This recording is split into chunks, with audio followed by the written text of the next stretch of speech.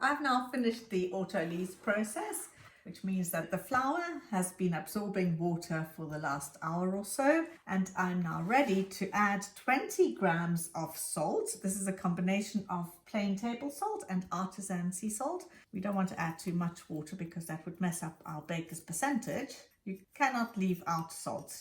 Your sourdough loaf does need this quantity of salt in order to be bread, else you're going to have something very different. So we add this in the same movement. It's a stretch and fold. We're stretching it over to incorporate it. You'll see the dough has already changed its texture. You can work that in for a minute or two. And now I will add the starter. Zero your scale. Now, which of my starters shall I use? They both look beautiful. One of them has non-bubbled part in the bottom. This has bubbled up beautifully. It definitely is ready to use. It has at least doubled in volume. And in this one, we use the scraping method. We are going to leave only a little bit of starter in the jar. And we need 150 grams of it in the bread.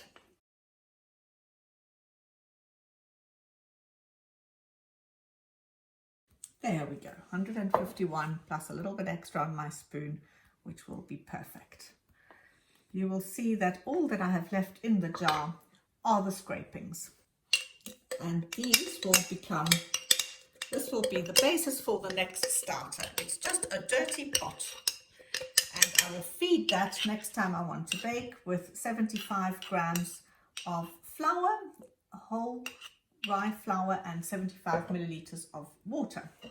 To incorporate the starter, we do as we did before, the stretching and the folding. Spend about a minute, maybe a minute and a half doing this. Just try to get all your starter folded in. You can use your hands or your baker's scraper, which keep your hands or your tool slightly wet so that it doesn't stick.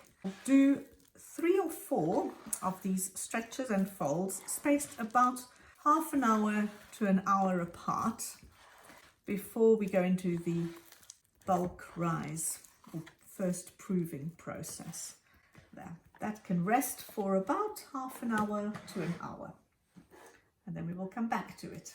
So this dough, which is still in the first stage after its autolyse, has had 2 stretches and folds spaced about an hour apart.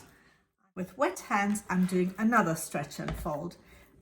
And when you feel it starts to get hard and starts to resist your stretching, that's the sign that you need to let your dough have a rest. Come back in an hour or so and give that one more stretch. It needs to be stretched, folded, and rest. I have stretched and folded this dough 3 times already. This is the 4th time I'm doing it. I would like you to look at how beautifully it stretches now. This is now ready for the first rise, which is called the bulk fermentation process. I'm going to leave it in the fridge, keep it in the fridge, anything from 6 hours. If it's at room temperature, 6 hours. If it's in the fridge, it can be 6 hours plus an overnight period. But it shouldn't be more than about 12 hours. You don't want this to be overproofed, but this is baking by instinct and to fit into your own schedule.